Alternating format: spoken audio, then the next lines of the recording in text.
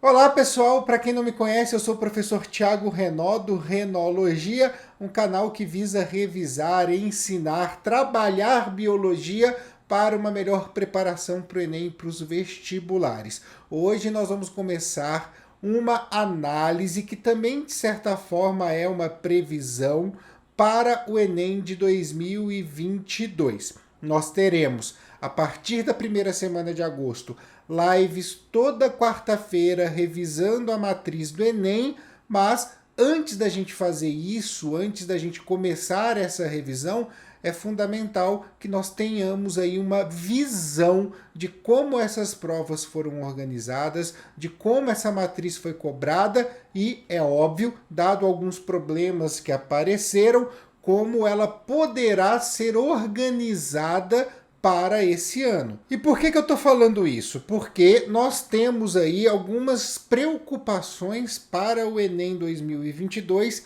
e acho que é bastante válido a gente colocar aqui em pauta. Além disso, ter essa análise que nós vamos começar hoje faz com que a gente tenha aí alguns temas com maior atenção que outros dentro do nosso processo de revisão, porque afinal de contas a gente tem uma tendência que fica muito clara para algumas situações. Bem, quando eu falo da preocupação, eu acho que é isso que a gente precisa abordar inicialmente, eu estou falando de uma série de notícias que simplesmente abalou os estudantes desde novembro do ano passado.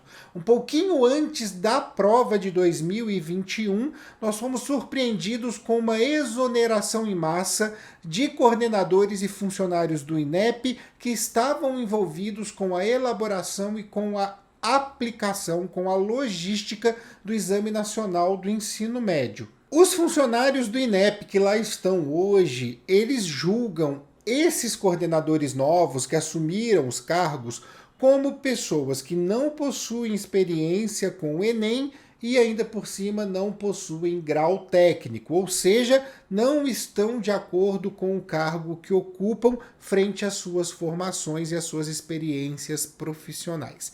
É claro que, sabendo disso, a gente tem um caminho bastante nebuloso pela frente e dá realmente um certo temor se o Enem conseguirá ser realizado, organizado, executado, se os prazos conseguirão ser cumpridos. Tudo isso ronda a cabeça dos estudantes. E se você pensar a importância que essa prova tem para quem está terminando a terceira série do ensino médio, essa é uma tensão que não é necessária num ano como esse. Além disso, e aí vem um outro problema, nós temos um esgotamento do Banco Nacional de Itens. E aí vale a pena dar uma explicação importante aqui. Todos sabem que por conta da reforma do ensino médio, o Enem de 2024 será diferente. Como ele será? Bem, isso ainda ninguém sabe, até porque a gente tem um ano eleitoral pela frente, uma mudança de governo possivelmente, e se isso realmente se concretizar, a gente não sabe como um novo Ministério da Educação vai simplesmente trabalhar essa questão do novo Enem, de um novo ensino médio. Então, a gente precisa ter um pouco de calma para fazer essas previsões. É melhor esperar a eleição acabar para a gente ter ideia de como vai funcionar. Porém, olhando para o que a gente tem hoje do Banco Nacional de Itens, o MEC já disse que não quer renovar, porque 2022, 2023 a gente tem um Enem ainda no modelo antigo, aquele que foi estipulado em 2009, mas depois vai mudar tudo, então não precisa renovar esse banco para esse momento. E aí entra um problema. Por quê? Porque o Enem, desde 2015 ou 2016, acho que 2015, tem duas aplicações anuais, ou seja, cada área do conhecimento necessita de 90 questões. E aí, somando os 2 anos, 22 e 23, precisamos, para cada área do conhecimento, de 180 questões. E para que vocês tenham uma leve ideia, a área de ciências da natureza, no qual a biologia, a minha disciplina querida de coração, faz parte, nós temos 75 questões e ela é a mais bem servida do BNI. Ou seja, 75, faltam só 105 questões para os Enems de 22 e 23. O MEC tentou terceirizar esse serviço, não foi aprovado, eles não conseguiram. O MEC, então, disse que vai fazer o reuso de questões. Porque, afinal de contas, para uma questão entrar no Banco Nacional de Itens, ela não tem que ser só elaborada, escrita por um professor. Ela precisa ser pré-testada, ou seja, um determinado grupo de alunos, como teste, vai resolver essa questão até para poder saber se tem alguma dúvida no enunciado, se tem algum dado que está equivocado e tudo mais. Então não é só escrever a questão e colocar lá. Então o processo é um pouquinho mais complicado. Sendo assim, o reuso de questões entrou em pauta, o MEC meio que já decidiu que vai fazer isso, e algumas perguntas nos surgem. Primeiro, reuso de que questões? Do Enem? Ou podem ser questões de outros vestibulares? Afinal de contas, já foi anulada uma questão uma vez no Enem, porque ela já tinha sido utilizada na Universidade Federal do Paraná.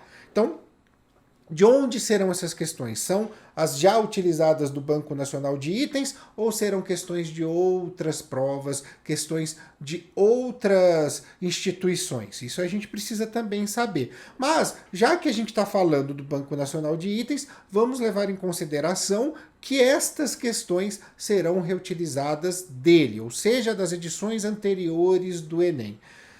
Dessa maneira, a gente precisa então fazer uma análise dessas edições para poder entender sobre quais temas essas questões falam. E é justamente essa análise que nós vamos começar a fazer hoje, essa análise que nós vamos utilizar para nortear os temas das nossas lives. Então eu trouxe aqui para vocês um gráfico, vou abrir aqui para vocês na minha tela, com os temas de biologia que caíram no Enem das edições de 2013 a 2019.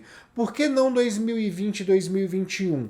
Bem, porque foram anos conturbados, anos já com o esgotamento do Banco Nacional de Itens, então por esse motivo eu não vou levar em consideração aquilo que está lá, porque é literalmente raspa do tacho, não dá muito para a gente pegar como parâmetro para poder fazer a nossa análise gráfica, tá bom? Bem, o tema que mais caiu de todas as questões, que foram 177 questões de biologia das edições de 2013 a 2019, foi ecologia, com 48 questões. O segundo tema, citologia, com 24 questões, seguido por genética, com 23 questões, fisiologia, com 21 questões. Aí nós temos parasitoses e programas de saúde, com 16 questões. É um pouco estranho, porque o Enem muitas vezes leva essas questões de parasitoses e programas de saúde como um tema único, que é o tema da saúde, mas não é bem assim que funciona, porque essas questões de parasitoses, por exemplo, elas muitas vezes são incumbidas da classificação dos seres vivos, quando a gente fala do reino protista propriamente dito. Mas também nós temos aí questões que podem ser até encaradas como fisiologia, como as questões de soro e vacina. Afinal de contas, para poder responder, você precisa ter o conceito do sistema imunológico bem definido. Então, a gente está aí colocando no mote dessa classificação parasitoses e programas de saúde, que é aquilo que o Enem trata muitas vezes como só saúde, tá? Nós temos também botânica com 11 questões, temos biotecnologia com 10, evolução com 9, zoologia com 7 questões e microbiologia com 3 questões, além de histologia, que é o estudo dos tecidos, com 3 questões, e finalizando a classificação dos seres vivos, a taxonomia, com 2 questões. Dessa forma, só olhando para esse gráfico, a gente já consegue entender que citologia, fisiologia, ecologia e genética são coisas que nós precisamos dar a devida atenção. Essa é uma análise inicial, uma análise global. Nos próximos vídeos, a gente vai fazer uma análise de cada uma dessas áreas para que você possa compreender dentro desses temas quais são os subtemas de maior interesse e que mais têm importância no nosso estudo para a preparação do Enem. E é claro, é sempre bom a gente refazer as provas, ainda mais agora com a possibilidade dessas questões caírem novamente no Exame Nacional do Ensino Médio. Não só as provas da primeira aplicação, como também as provas da segunda aplicação. É um futuro conturbado, é um caminho que a gente não sabe onde vai parar, onde vai chegar, mas é claro, a gente confia sempre que as coisas melhores acontecerão e não é porque a organização está com problema X, está com problema Y, que a gente vai simplesmente negligenciar a nossa preparação. Então, não esqueçam nunca que eu estou com vocês junto nesse caminho para poder fazer com que vocês conquistem os seus sonhos, tá bom? Bem, esse vídeo vai ficando por aqui. A gente se vê no próximo para poder destrinchar cada uma dessas áreas, cada uma desses temas da biologia, tá bom? Um grande beijo a todos e a todas e até a próxima.